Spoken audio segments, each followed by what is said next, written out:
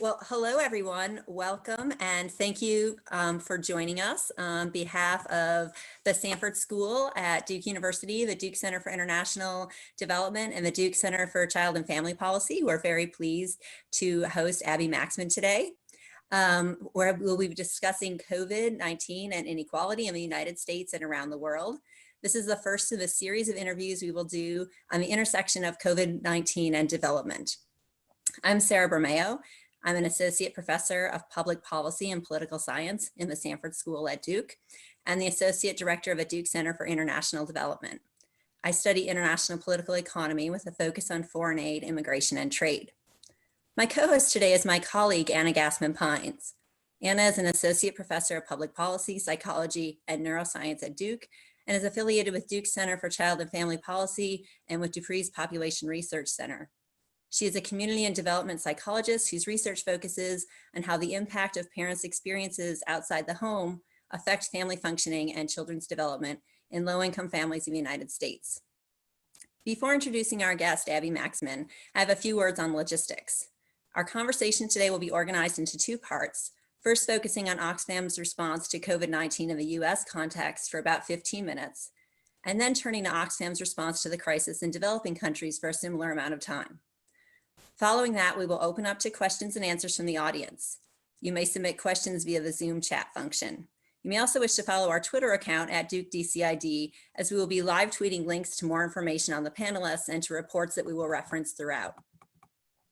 We are pleased to welcome Abby Maxman, who joined Oxfam America as president and CEO in 2017. Prior to this, Abby worked with CARE International and CARE USA and has experience with multiple other organizations, including the US Peace Corps, UN Food Program, US Environmental Protection Agency, and US Department of Agriculture. Abby's career spans more than 30 years in international relief and development, with particular focus on gender and power and social change, humanitarian preparedness and response, and organizational development.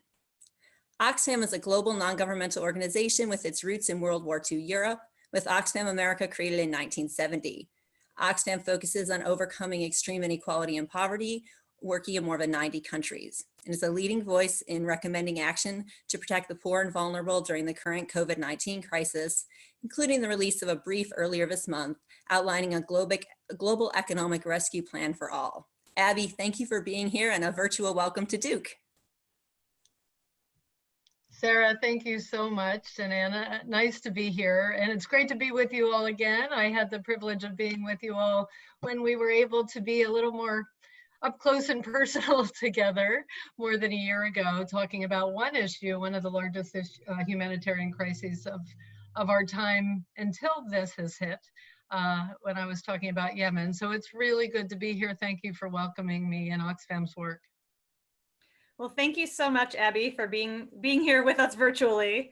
Can you start by telling us what Oxfam is learning about how this crisis is affecting people in the United States, and where are the most urgent needs? Well, it's a really important place to start, because what we are seeing is that this crisis is exposing the deep systemic inequality that exists in the US that we've been talking about for some time. And we know that that when crises hit, and we know this from our experience spanning decades, wherever it is, those who are disproportionately affected, adversely affected, are the most marginalized, the poor, minority populations and minority communities. And we're seeing this and witnessing this firsthand here.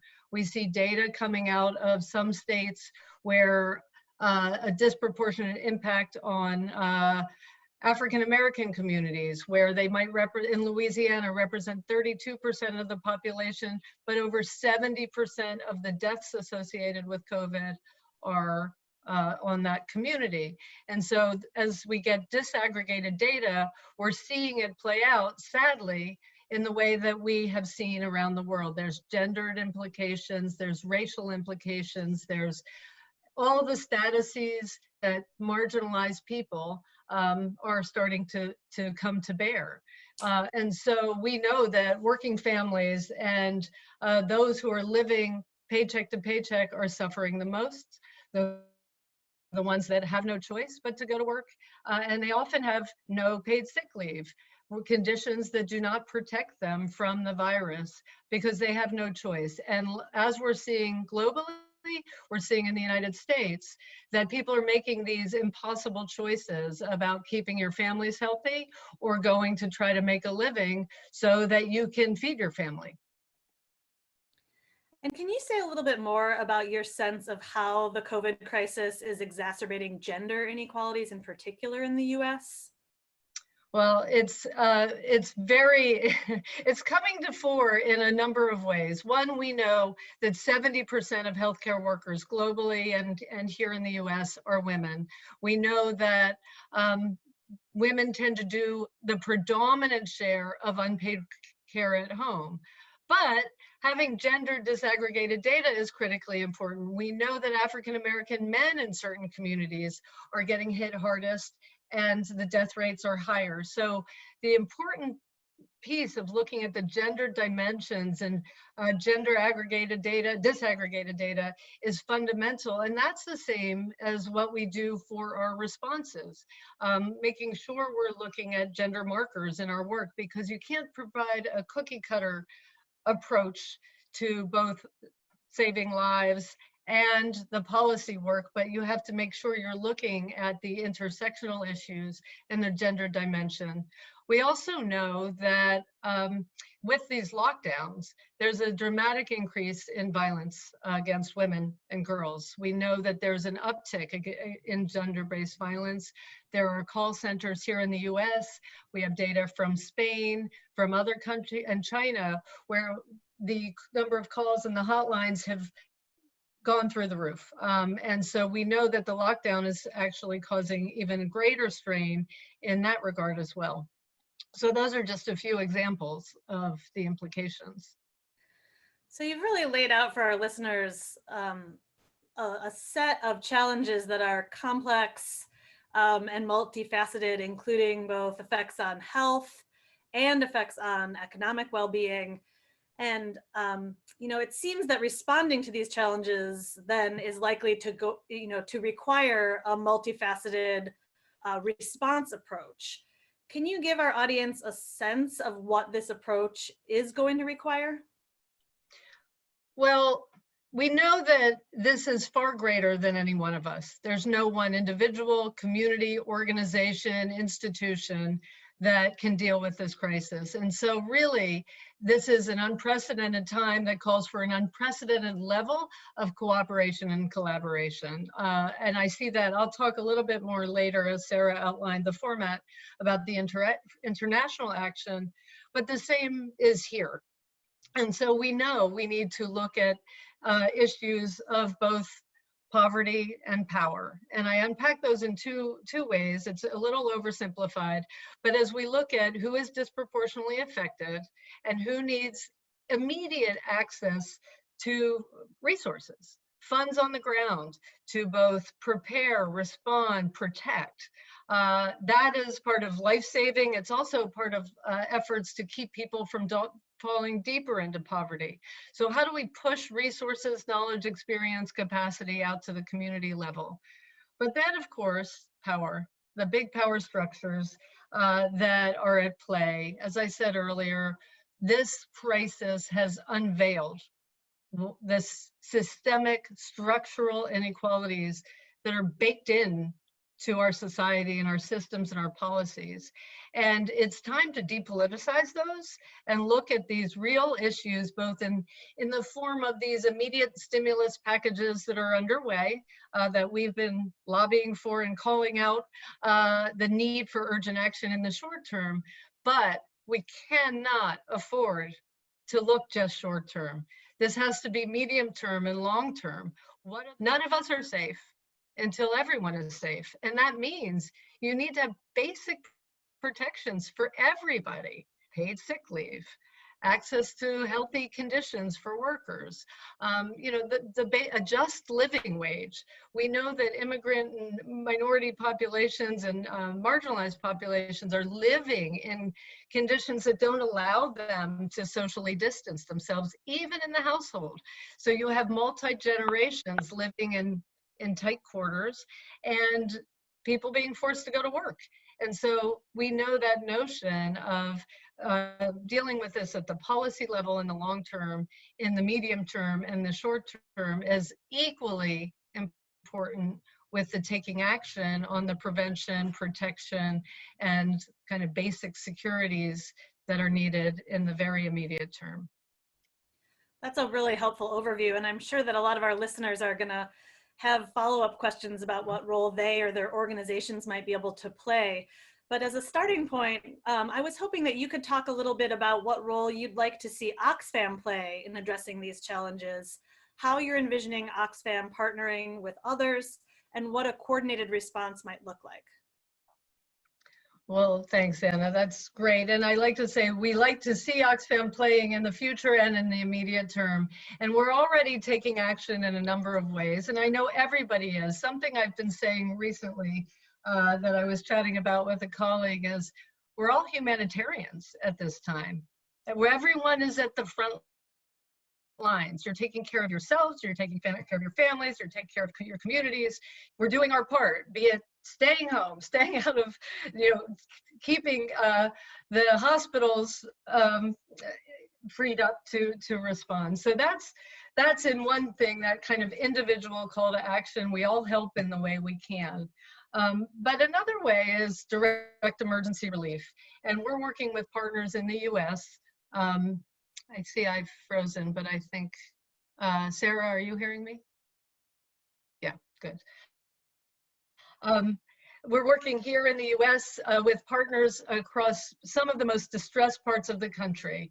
In Mississippi, Louisiana, North Carolina, and Puerto Rico, we're pushing out grants to those frontline responders so that they can be scaling up on protecting against gender-based violence, on awareness about basic health issues, about rights and legal rights of how people can make sure their rights are being protected, and how do we get resources to those who are feeding families and communities on the ground. So we've already started pushing out grants, and I think that's something that we can do as Oxfam through our network and our platform of relationships as anyone can do. So one of those calls to action is we should all be supporting any way we can resources. And it is, when one can donate, do it as frequently to the organizations that you know and trust as frequently as possible. But we're also advocating for policies that can really deliver important changes that I was referring to earlier. And of course, we want to help impacted families, and we want to increase cash assistance to support families and low-wage workers. We see this coming out in the stimulus packages, and we need those to continue. We always recommend, even though there's gendered implications, and in some cases men are hit harder, as we talked about with the African American communities, but we also know when you put women at the center of relief efforts, they will be able to take action that protect their families. And we always look at the gendered implications, as I said earlier, but really putting women at the center of relief efforts, because we are often the first responders and the caretakers in the home. We also believe we at Oxfam are using our voice, and we're calling on the United States to step back, to show global leadership and protect the most vulnerable around the world, refugees, people in war zones, people who are most marginalized. That's something that we've seen and have been calling on the Trump administration, as the US has lost its place in the world as a trusted ally, a trusted responder, a trusted leader in the international community. And we think that's absolutely necessary. There's a big difference on what's going to happen around the world in how the US is showing up in some of the policy decisions we're making. And a lot of people will suffer. And again, this isn't something that is just far away. As I said earlier, none of us are safe until everyone's safe. And these, while the virus can attack individuals anywhere, we know that there's disproportionate impacts. We also are calling in our calls to action and looking at some of these policies and stimulus packages that we do prevent blank checks for corporations, that there must be accountabilities and no blank check bailouts for some, while the poorest and the middle class and small businesses are struggling to stay alive and make ends meet. There has to be the same accountability, or some accountability. We have to apply learnings from 2008 to what's happening now. Now, not that they're exactly the same, but there are critical learnings from the economic perspective, and of course, globally, from the public health perspective, where we have seen, and the world has responded to regional pandemics such as SARS and to epidemics such as Ebola. So we have to be applying these learnings, and when it comes to the economic stimulus and support, we must hold corporations accountable. They have a role to play. And another downstream risk that we're already seeing, as we saw play out in Wisconsin, we have to protect democracy by ensuring that their right to vote is safe, fair, and elections can happen here and around the world in the way that we expect them to happen around the world. And also people can join, we're doing some campaigns with supermarkets and poultry workers, poultry companies, to protect workers, basic paid sick leave and workers' rights and access to hearing their voices so that they can stay safe while they're providing the essential services of feeding people in our country. Wonderful. Thank you so much for sharing your thoughts about inequality and COVID here in the US, and also talking about the links between how we think about responding here in the United States, but also how that connects around the world. And I think that's a really nice link to turn my co-hosting duties back over to Sarah, who's gonna have some questions for you from the international perspective. Anna, thank you so much. Thank you. Thanks, Anna. So before we launch right into talking about the international response, the response in developing countries, I want to pick up on the comments that Anna just left off with there. Oxfam it's not unique, but it's one of the few organizations or large organizations that operates both domestically here in the United States as well as in developing countries. So I wonder if you might highlight a few of the things that are similar in Oxfam's response in developing countries to what they're doing here in the United States, and then we can delve a little more into some things that might be more specific in the developing country context. Oh, well, some of the differences, and again, I'm sure we'll have a dynamic discussion with the listeners later, but we know that some of the issues in developing countries and some of the contexts where we work, we have refugee situations, refugee camps, migrants who are stuck at certain borders, well, there's similarities and differences. Those who are in rural environments or in slums or crowded urban settlements. And so that's one of, you need to disaggregate country by country. Of course, you can say there's an overlay here in the US and around the world. But we know that there's some communities who are already facing extreme crisis, also fueled by inequality. So when I was with you all with the Duke community more than a year ago, we were talking about a place like Yemen, or we look at a place like Yemen, Syria, fragile environments that are already facing extreme humanitarian crises that are actually dependent on international action to keep millions of people from falling over the brink, people at risk of starvation. As one example. And so we are looking at a very tailored response in some of these more affected communities around the world, where we see the risk and it's like wildfire that could happen when it hits, not if it hits, but when. We also know that the numbers are relatively low right now in some countries in sub-Saharan Africa, the Middle East, and South Asia, but that doesn't mean there's an absence of cases. It's an absence of testing. And also we know that you have large populations who are immunocompromised. And so the risk in places where there's a lack of access to basic nutrition and other other things can keep people exposed. And I'll just mention a final thing, and again, this all can seem quite obvious, but then the logistics of dealing with it is in a refugee camp where there's 250 people with one small tap, access to a small tap of water.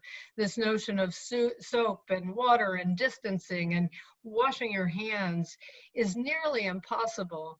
But I also want to say that nearly, because what we see is that it is possible with good coordinated action, with good planning.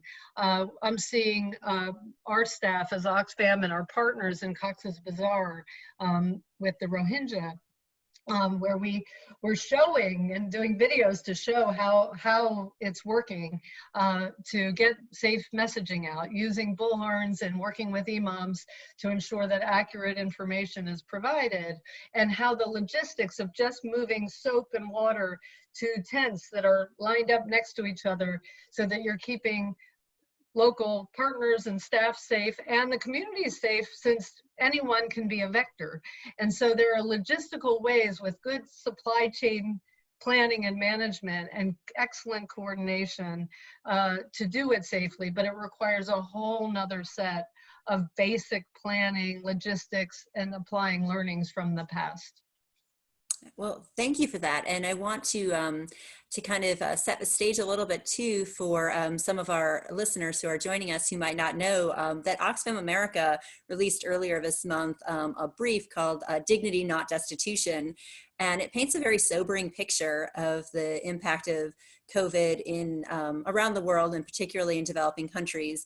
Noting that COVID-19 can push more than 500 million people into poverty without urgent and dramatic action. And drawing on analysis from the United Nations University Study, which concludes that the impact of COVID-19 in developing countries could undo a decade of global progress on poverty reduction. And in the short time since this brief has been released, it has gotten global attention and really, spotlighted some of the issues that are raised in the report. And so I'd like to, I know that we've talked, in some depth now about some of the how we work at the individual level, or how Oxfam's working at the individual level to try to increase access to sanitary facilities and things of that nature. But would you be willing to talk some about some of the things that are talked about in this report are relatively broad, things like debt relief and access to financing and foreign aid. So could you talk a little bit about that response that we might want to see at the broader, more macro level? Yeah, the risks are enormous right now. And I've had people come and debate with us about the numbers when we say that 500 million people can fall into poverty. And we know there's the different thresholds of extreme poverty below $2 a day, the $5.50 a day. And if we want to unpack, we can debate about that. But fundamentally, we know that there's an extreme level of vulnerability and those who are chronically food insecure, as an example, those who are living in fragile contexts. We know that there's over 70 million refugees in the world right now. If you aggregate all of these communities, and if you look just in the United States, where there's more than 20 million people unemployed, these numbers are not unrealistic, and what we could lose in decades, and it's not hyperbolic to say decades of progress towards meeting the Sustainable Development Goals could be really put at risk right now, because countries who are carrying disproportionate amount of debt won't be able to invest in basic public health that we know is fundamental here in the US and around the world right now. So developed countries who are already stretched, as we watch what's happening here and have seen what's happened in Europe, we know that those health systems are already stretched in many countries around the world. We also know, I've spoken with my colleagues and people subsequent subsequently on the ground in India and Kenya, who actually have said that this virus will starve us before it makes us sick, because the lack of movement, the lack of ability to have sustainable, even the smallholder farmers and smallholder agriculture, which is so fundamental in many places in sub-Saharan Africa. In the lead up to this COVID crisis, we were actually doing an appeal in response to the locust infestation in the Horn of Africa and sub-Saharan and Southern Africa. And so we know that there's these parallel, if not exponentially more than that, crises that are unfolding. And so one of the things we've been calling for, in addition to debt relief and a massive influx of emergency response resources and aid, is looking at aid not just for the COVID response, but for ongoing humanitarian response. I have the privilege of representing Oxfam and some of my peers with the Interagency Standing Committee principles of the UN. And we've been talking for months now of saying there's a risk if we cannibalize resources, divert them from the ongoing humanitarian life-saving to the public health response only, then that creates huge downstream risks that actually aren't even that far downstream.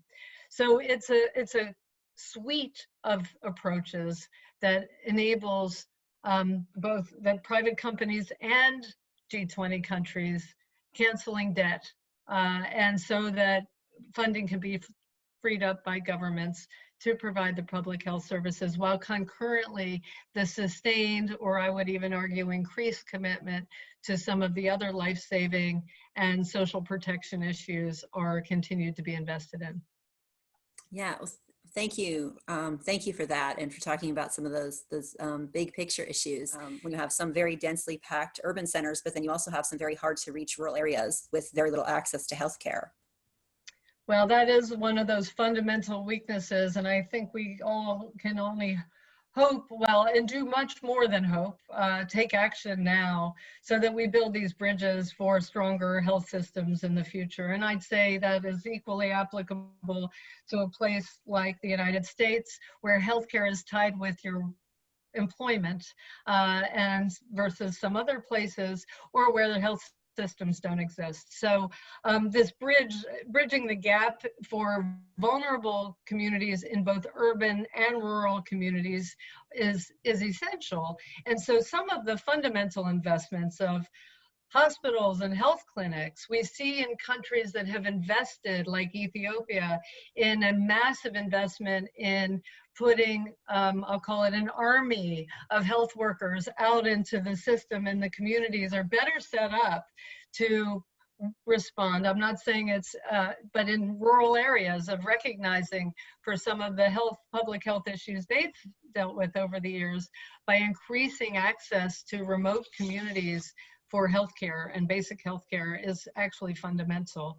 But also in the urban areas, as you know, it's unimaginable sometimes thinking about the day-to-day grind of living in a refugee camp or a displaced persons camp, where even pre-COVID, it's a grinding environment. And so the health systems, the health, and the other basic humanitarian needs must be met, as well as looking at the rights of migrants and the things that are pushing people out of poverty, or pushing people into poverty and into being forced to migrate. We know that people, it's not even a choice when they move. It's a matter of life and death. And looking at our global and national issues on borders, that we're kind of in the lead up to what we're experiencing today, really need to be examined. But all continuing the access to the basic services at this time is absolutely essential, while looking at the longer term policy issues. Is Oxfam working at all on those particular issues, those of currently detained migrants or asylum seekers in the United States or at the border? Well, yeah, prior, it's sort of the pre and then during the time of COVID. These were issues that have been long on our mind as amongst others, and we've been partnering with a number of organizations, local, national, and international, looking at the issues. If you just look at our southern border in the US and transnational migration across the Northern Triangle countries, Mexico and the US, and the issues of migrant rights. It's been, in my view, galling what's been happening. And so support to organizations that are working on the front lines, that's something that's high on our agenda at the moment. But we also know that the same way anti-refugee sentiment is being experienced in places around the world, the same thing, the anti-immigrant, anti-refugee sentiment and xenophobia is experienced here and around the world. And that's something else we're very, very concerned about. And we actually, calling on leaders who have a role in this. It's very dangerous when leaders are instrumentalizing the chaos and fueling this anti-immigrant, anti-refugee, anti-other rhetoric. The other, usually shades of brown, if you will, and that's something that I think we all have an ability to take action in our communities with each other, with partners here in the US and around the world, and also our right to vote and have our voice brought to bear. That, as I said earlier, all of these things are important right now. And it's really looking at it, our approach has long been, we look at the systemic issues that are trapping people in poverty, that are forcing people to flee, that are weakening our systems for all. And we want to have, we have to take a systemic approach right now. Yes, we need to segment public health and other issues of protection and security, but concurrently, if we're going to build back better, which we're calling for, this is that never waste a good crisis. And just horrible to say that, but the real waste, not just in human lives and cost, is if we do not fix some of these fundamental systems issues and structural issues that have created the vulnerability and marginalization that we've been seeing and experiencing, and that's being manifested in the crisis today. Thank you. Well, I could keep asking questions forever, but I know we want to allow our audience to get in as well. So I'm going to pass it back over to Anna to field the first question from our online audience. Great, thank you so much. And I do just want to encourage our listeners to send in questions. You can chat them in. We are all really eager to hear from you and to be able to get a chance to open things up. So as a starting point, one of our listeners is really trying to get a sense of the magnitude of need here in the United States. If you could help us understand, what are the magnitude of grants that Oxfam is sending out to communities and our partners and foundations and others able to meet this challenge when it comes to the amount of funding needed? That's a great question. I don't, I wish I could say I could quantify it. So far, we have not even tipped as Oxfam the 500,000 scale of what we've been able to push out, but we know the need is huge. And so we also want to make sure we're in the process of raising money because the demand is outstripping everyone's capacity to deliver right now. And I'm sure everyone on this call is watching local action wherever you sit, and supporting local food banks and you name it. People are out there. The need, we've had a call globally where we've looked at what the UN has called on in the humanitarian appeal for this response is more than $2 billion, and we're costing $2 trillion, and we believe that there's a need for an additional $160 billion through aid and immediate assistance and through debt cancellation that's needed globally. But in the US, as we're seeing the acts and supplementals pushed out of Congress, those are going to need to continue. We know that for small businesses to keep people employed, the loans ran out already. The queues are backlogged, and so the supplemental that we hope will be coming out today what needs to be significant. I mean, this is along the lines of WPA. We need to be thinking of a scale that has been unheard of in our lifetime to really look at addressing the needs, because there's the immediate term needs that are survival, day-to-day. People in the US, we know, there's data that shows that most people have a majority of $400 saved in their bank account. Now, we know that over 22 million people applied for unemployment in the past 3 or 4 weeks.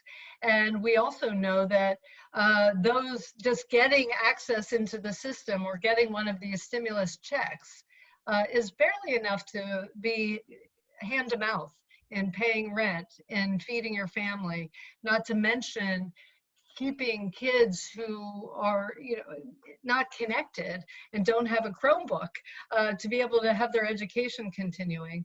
So we have to look at unprecedented levels of relief and resources being pumped into the system. And I know that that can sound like it's anathema to some, but the risks of not doing it in terms of how we rebuild, shore up the net and then rebuild a structural systemic set of policies that actually create a boat that, a race to the top instead of a race to the bottom that we've seen exposed in our system today.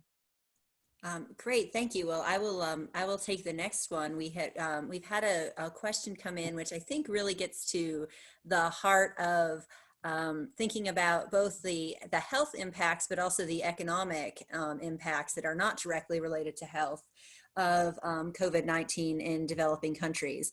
And so the question asks how Oxfam is thinking about strategies for opening back up the economies around the world, for trading off the risks of an extended period of time without economic activity versus the health risks on the poor. And I know in the brief that Oxfam put out, you talk about cash transfers, and maybe if I can add on to that question a little bit, some of our listeners, might not even realize, or might not think as much about the fact that as difficult as some of those things you just talked about right now, unemployment insurance and stimulus checks are in the United States, they might be even more, or they are more difficult in developing countries that don't have these institutions to sustain these type of programs already in place. Yeah, well, I mean, again, this does require mass amounts of political action and political will. And I think it also calls on all of us to use our voice, to hold our government accountable for delivering for the US and globally. We have long been viewed as a global leader, one of the wealthiest countries in the world, and this notion of we can't just protect our own to protect everybody, meaning our own won't be protected if we are not out there in the world also putting in place the resources and mechanisms that are needed. And I think we all have been know and hear on the news that some basics, until we can have free testing and treatment for people, it will be very difficult to resume economic activity in a way that will start to refuel the system. I've been refraining from using the word going back to normal, because actually normal is what got us here. And so we have to make sure that we're creating this new normal moving forward. So of course we want normalcy of movement, of being able to access and be part of an economic system that's working. But fundamental with that will be having the speed and scale of testing, of treatment, of things that don't force people to be out before it is safe, because then they are both at risk and a vector for others. And we know that and hear that. But the cash transfers, also, people need to eat. We all know that when India shut down on such short notice, 1.3 billion people suddenly were trapped wherever they were miles away from their homes. And if they are trapped at home, that notion of fearing starving to death before even fear of the virus, these are two-pronged killers, and we have an obligation and an opportunity to do better. Well, thank you very much for that. And I think our next question from a listener connects in some ways to some of the issues you were just talking about. One of our listeners is hoping to hear you talk a little bit more about the rural-urban divide here in the United States. You know, we're hearing about different state-level statistics, but it's hard, I think, for a lot of us to get a sense of how much of this here in the US is an urban issue. It seems like hotspots maybe are in urban areas, but rural areas may have also some other vulnerabilities. And so if you could just help us share with us what Oxfam's hearing about rural and urban, how much rural and urban areas here in the US are affected and how we might think about that. Yeah, it's a really important question, because we look at some states that are often or always historically in that kind of bottom of all the indicators of poverty, of various definitions of distress. And often they might, if we look at Mississippi and Louisiana, two places that Oxfam has worked since Katrina, was what really unveiled the great inequalities there, and in Puerto Rico more recently with Hurricane Maria, where again the systemic structural issues and inequalities of those who are more remote versus those who live in the densely populated areas are affected, each disproportionately differently. And so in urban communities, we see that some of the statistics that I think we're seeing in Michigan, also Mississippi and Louisiana, where in urban settings, it's disproportionately people of color and marginalized populations who are, everybody is at risk of contracting the virus, but those who have had no access, who've been locked out of the health system for so long, Black communities, who have had no access to basic preventative care, who have higher incidence of all the things that make those who are most at risk immuno-wise, dying at higher rates. So that's both urban and rural. And they've been on the fringes of the healthcare system here in the United States, really for as long as we can look back. And so those communities, and it's both the rural and the urban communities where that kind of disproportionate impact from numbers, if you will, demographic data to who's dying disproportionately from this. And that's one of the biggest risks that affects both. And so as you see hotspots, I'm sitting outside of Boston, which I think this weekend is supposed to peak as a hotspot in the country. But you can disaggregate the data, and it really goes to demographics of who are the poorer communities, the working class communities, where the death rates are highest, where the hospitals are overwhelmed, where people are coming in late or not getting the treatment they need. But the same thing exists in some of the other states. I was in Mississippi in January visiting our programs there before this really came to light in the US. I think it was around the time, right when the first case or two was being documented here.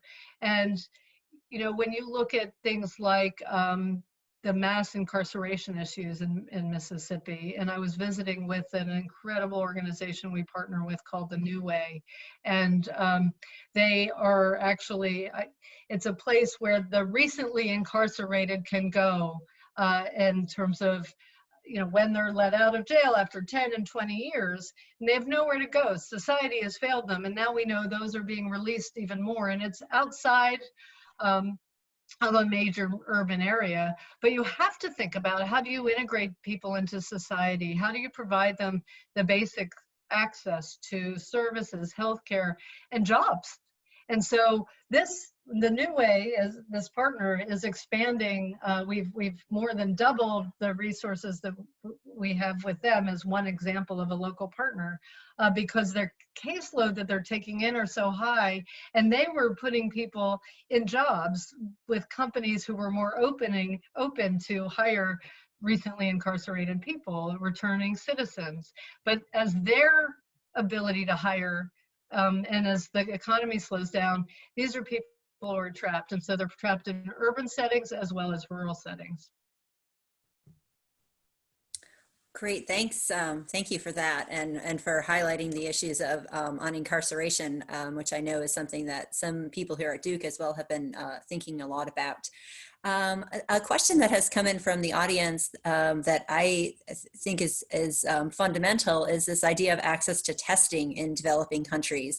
So do you have a sense of what the current situation is with regard to access to testing in developing countries, and where do the tests come from, given that so many of the wealthier countries where tests are being produced are coming under fire from their own populations of not having enough testing currently domestically? So where are tests coming from for developing countries, and what is the current state of testing there? It's an excellent question. And in the group I sit with of the heads of the UN agencies at the Interagency Standing Committee principals level, we work with the World Health Organization and the heads of the big UN agencies, of course. And, it's a sad irony about the decision that President Trump made last week to suspend funding to WHO at this time.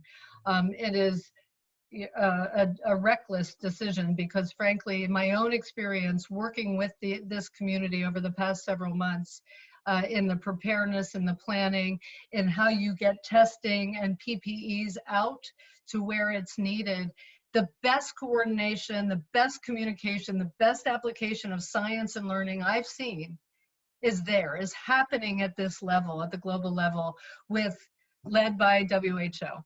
And so this, that just doing this at this time it's staggering. It leaves me, it's dangerous, it's heartless, it's reckless. So we've been looking at how do materials, PPEs, and testing move to regional and sub-regional places of hubs to make sure that they are released in places around the world. And the supply chain it's been impressive in looking at the planning, the coordination, the experience being applied to get testing and other PPEs out to the places it's needed, because it's needed also for frontline workers and for those of our staff and other staff who are working in refugee camps and elsewhere to be out there working safely for themselves, and again, so that they are not a vector. So there is looking to China, who's at a point of in terms of their peak and getting resources from where they can. And so China, I know, is amongst the suppliers out there, but this is something that I worry has been hampered significantly just by the actions of last week, because people are stepping up, the systems are still moving, but the resources are absolutely essential. And then you get to places like South Sudan, where we know we have data that shows a ventilator per capita. There's 4 ventilators in a country with 11 million people. That you can apply that to with an absence of health systems that are functioning, access to testing. Testing and PPEs, basics, masks, soap, some of the basic things in our hygiene kits are the most fundamental life-saving things we can do. And as Oxfam, water, sanitation, hygiene has been one of our trademark efforts, even when it kind of got out of vogue. Why are you still doing WASH? Well, of course, we know that for even pre-COVID, that for preventable waterborne diseases, cholera, et cetera, it is the easiest thing one can do to keep people safe. And so we've been obviously increasing our efforts in that department, while we also look at getting testing and other hygiene kits and materials out to people around the world. So we're gonna switch back to our US focused questions. And there are a couple questions that have come in that are actually really focused on universities' missions and on students. I'm gonna combine a couple here. I think one is, pretty quick, so I'll ask it and I'm gonna take co-host's prerogative to follow up with a second education focused question for those of us in higher education. One of our colleagues in Alabama is looking for a recommendation for students and is wondering whether you have a single book or article that has guided your thoughts on development and inequality in the United States. Oh, a single one. Wow. I think it's really a cumulative of a whole host of resources that have been published. I've been particularly, I'm going to forget the name of her book, I'm afraid, but Heather Bushy, I could Google it really quickly. One I just read, and of course the title not sticking in my head, I'm sorry to say, but maybe someone on Sarah or Anna can Google more quickly the title, but it was one that for me has helped bring some of the issues of inequality to life. And I'm sorry that the name of the book is, her recent book is not on the tip of my tongue. She's with Washington Center for Equitable Growth. So I'm hopefully I'm sure the poli-sci and public policy students in Alabama can tackle finding her and finding her most recent volume on this. Great, but I'm going to follow up too and ask, yes. A listener is wondering here what Duke as an institution of higher education should be thinking about in terms of our pipeline programs when we're reaching out to high school students to try to encourage them to consider Duke. And we're trying to make sure that we are reaching a diverse set of students from all different kinds of backgrounds. Now this crisis has exacerbated inequality, as we've been talking about. What are the topics or ways to engage or things that a Duke or another institution of higher education should be thinking about when we are thinking about these pipeline programs and reaching students of different backgrounds who might be trying to enroll in higher education but are now facing these additional challenges? Oh, it's an excellent question. And there's folks on the phone and who have much more to add as well. But, we look at the intersectional issues of poverty and inequality every day, and be it in terms of the pipeline for accessing higher education or just who is trapped and, where the systemic issues keep people trapped and versus being able to reach out. And so I think that the outreach you're doing both virtually, unfortunately, that's where there's an economic gap as well in terms of who has access to internet and a Chromebook, for example, to stay connected. And I know we're pushing some grants out to organizations that are supporting schools in low-income communities to be able to just have Chromebooks and access to internet, so that kind of pipeline or the continued education, basic education, and also outreach to places like Duke. I've seen some wonderful initiatives recently. By the way, I have a high school bound son, so one of my 3 kids is in this exact age, I would say, not the same, level of not marginalized, of course. And so learning of how one pivots in the time of COVID. So I think getting out to communities, how do you connect with schools, certainly North Carolina, in the South, and to be able to connect with the schools that are also struggling right now to keep their students connected seems to be a fundamental lifeline for basic continued education, access to information and resources. I've seen some universities open sourcing their courses in a way that I hadn't seen at the level, like the diversity of courses. So they might not be for accreditation, but that access to knowledge and learning might be, I'm sure, Duke, you're probably exploring so many different things. So I might not be raising anything that's new, but when we see things come through that help keep kids who are now stuck at home being able to access, who might not even ever think about being bound for college, what are the ways that you can do outreach with them in those communities and those school systems so that they can both keep their education going and also keep that idea of having hope and an aspiration for higher education in mind.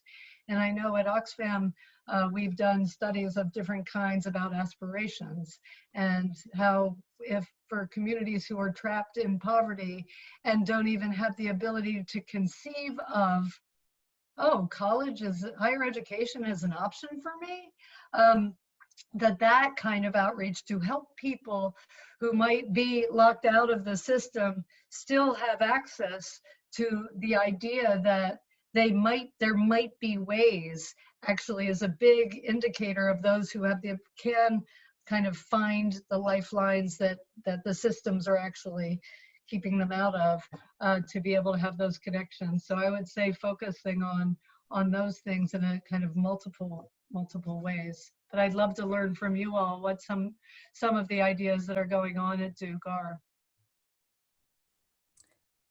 Great. Unfortunately, I don't know all of the ideas that are going on at Duke, but I do want to post one last, what I hope is a relatively quick question to you before we wrap up. We had a question come in about vaccine access, and I'm just wondering if in a couple of sentences you can tell us what, assuming that a vaccine is eventually developed, what needs to happen to make sure that this is widely accessible beyond just the wealthy countries? Well, pushing them out, I think ensuring that they can be produced at scale and pushed out through the system. The good thing is, and I really believe I've been so impressed with the international system and how different hubs and sites are being set up to pre-position.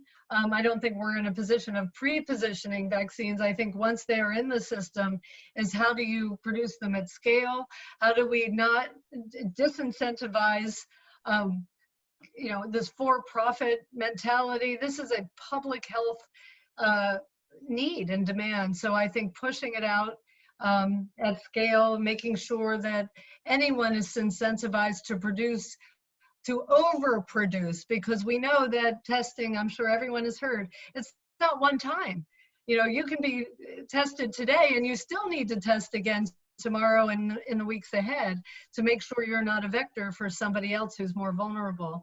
So I think it's about encouraging and holding private companies accountable for producing at scale without looking at the profit incentive that can do actually harm at times and make it unreachable for developing countries. So this has to be a global public health priority and commitment.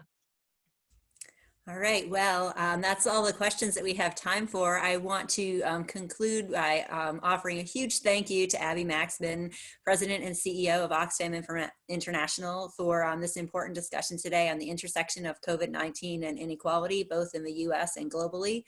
I'd like to thank my co-host, Anna Gassman-Pines, and the communication experts at Duke Sanford, the Duke Center for International Development, and the Duke Center for Child and Family Policy, as well as the team at Oxfam America that worked with us to make this possible. I hope you will join us for our next interview, which will be with Andrew Seeley, President of the Migration Policy Institute, in early May, to discuss the impact of COVID-19 in Latin America and on migrant communities in the United States. And we will be emailing out a link to the recording of today's events to all participants. So thank you very much again to Abby and to Anna. Thank you to all of you for joining us today. Goodbye.